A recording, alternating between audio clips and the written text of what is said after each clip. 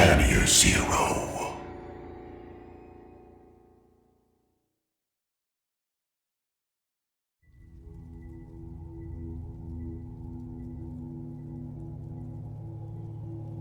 I was good with kids. I liked them, but they seemed to love me, so I ended up doing a lot of babysitting work when I was 17. Childcare, if you want to make it sound more professional on your resume. It was an easy way to make money, usually just by playing. I liked their weird little minds and the bizarre things kids would say, so it was fine by me. But after I babysat George, I stopped. George wasn't the problem. George was lovely. He was 6 and still had big, cute, chubby cheeks. The best thing was he mostly played on his own, and then all I would have to do was just keep an eye on him. I would read a book nearby while he got lost in his own world. Both his mom and dad had important jobs, and if the long hours they worked didn't show it, the size of their house did. It was 4 stories high, and the lawn in the garden stretched way back with different types of trees on each side. It was summer, and so I was looking after George most days during the school break. The weather was good, so we played outside a lot. Well, I kept an eye on him as he ran around, imagining adventures from the looks of it, or playing with his toys on the grass, marching his dinosaurs amongst the flowers. After a while, George always seemed to play in the same area at the end of the garden, next to one particular tree. It was the tallest tree in the yard, a big, thick oak with roots that came out of the ground like varicose veins. I just guessed that was his favorite spot. I noticed he started using the name Jack in a lot of his games. Then he started to look as if he was talking to someone. I'd never had an imaginary friend myself, or looked after a kid who had one before. I didn't know much about child psychology then either, but as he was an only child with workaholic parents, it made sense to me at the time. One afternoon, the clouds were becoming darker, and it looked like it was about to pour down, so I called George to come inside.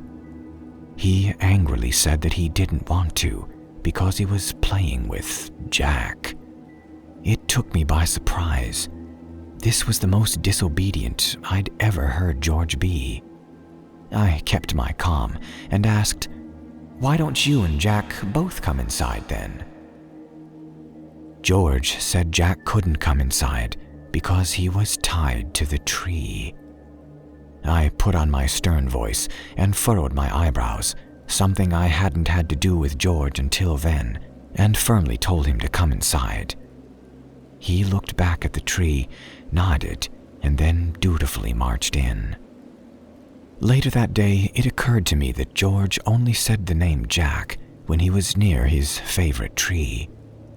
Later, when George was eating the banana sandwiches I made him for lunch, I asked him why Jack was tied to the tree. He said that he had hurt one of the maids, so the master had tied him to a tree as punishment. I thought maybe he'd been in the same room with his parents, watching Downton Abbey or something. I think I still only found it interesting at this point, even funny. Kids and their imaginations, right? After that, I noticed that George had started to whisper to Jack. When George had played with Jack before, it always used to seem like fun, but now it seemed different. I would strain my ears to hear, but I couldn't make out what George was whispering. I asked him what he was talking about with Jack, and he would just answer, "Nothing at all." Something about the rhythm and how he said it felt wrong, like it was just being parroted back, but I thought he could have picked it up from a movie or anywhere. Not long after, I had to use that stern voice with George again. I found him rooting around under the kitchen sink, in the cupboard where the bleach and all the other poisonous bottles were. He claimed he was after the saws. Hacksaws, coping saws, and a handsaw. My mind whirled like I was on a drunk carousel while I tried to make sense of it. He'd made a pile of the saws next to him on the tile. He looked up at me, and his eyes widened when he recognized the horror on my face. The horror, which was quickly turning to anger. Then I really shouted at him.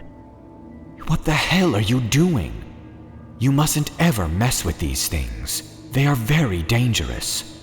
This is such a naughty thing to do." Those sorts of things. I felt my own parents' discipline from years ago channeling through me. He looked up at me all the while with his bottom lip wobbling, and when I finally had finished, he burst into tears.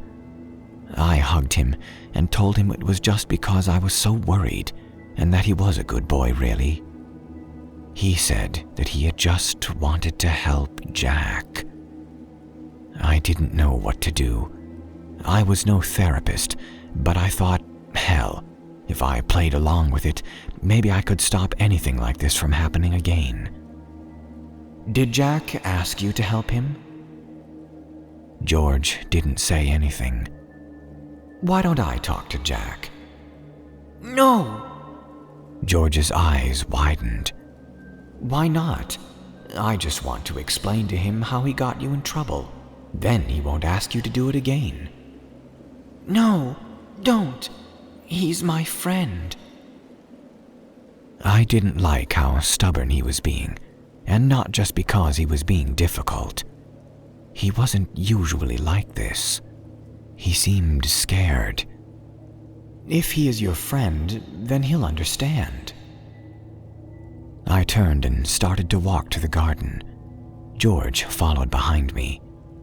I reached the tree and positioned myself looking at the place where I guessed the invisible child might be, and ignored my feelings that this was ridiculous. "Jack, I know you wanted George to help you, but he mustn't go near the saws or tools because it's dangerous and he'll get into trouble. So I'm sorry, but he just can't help you." I turned to George. "Okay, now I think we should go in." I stopped in shock as I felt a sharp pain in the back of my leg. It felt like something had pinched me.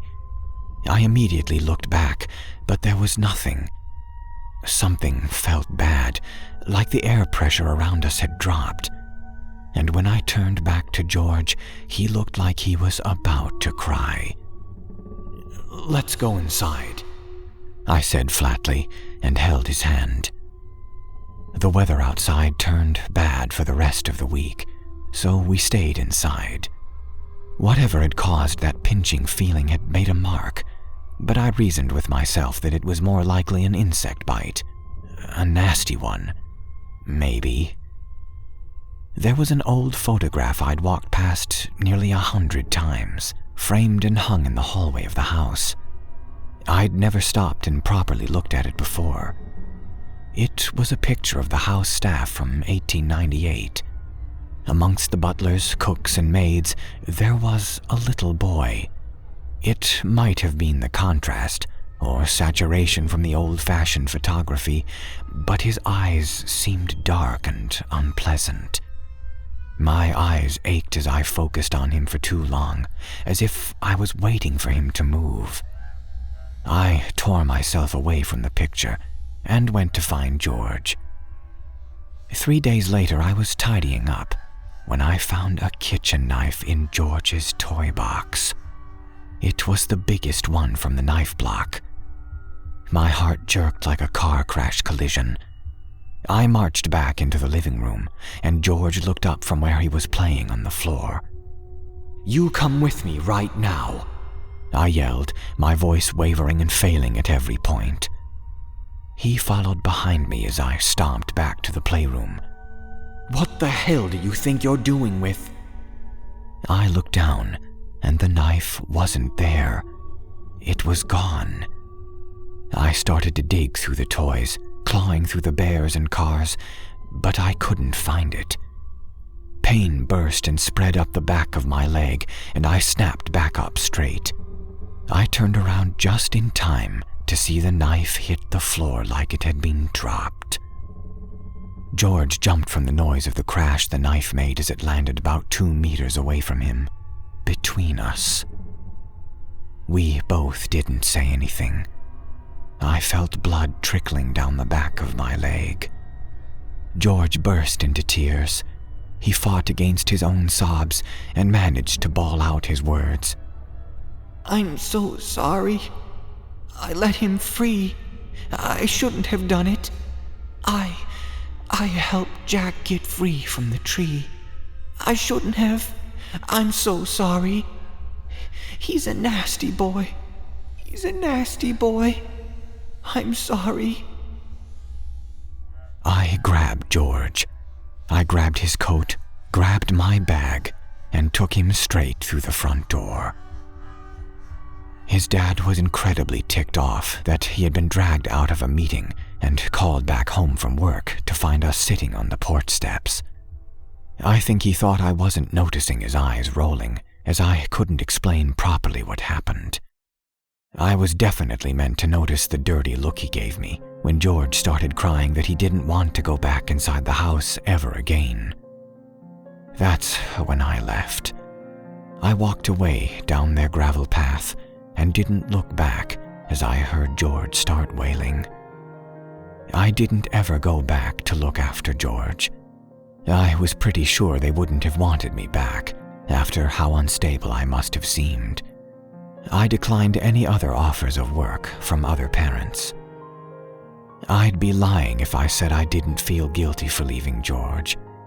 It definitely weighed heavy on my thoughts over the weeks and months, and then years. It didn't get easier to not remember sometimes, but I couldn't forget.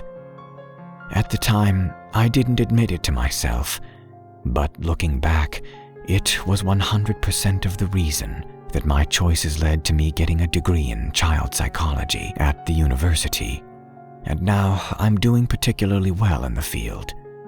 My secret personal penance of sorts. I thought I might get some closure on it all, when one day I had a familiar patient assigned to me at his parents' request. This was unusual, but when the boy walked into my office, 8 years older now, I understood. He doesn't want to be called George anymore, though. He only answers to Jack. I asked him where George is. He said he's tied to the tree.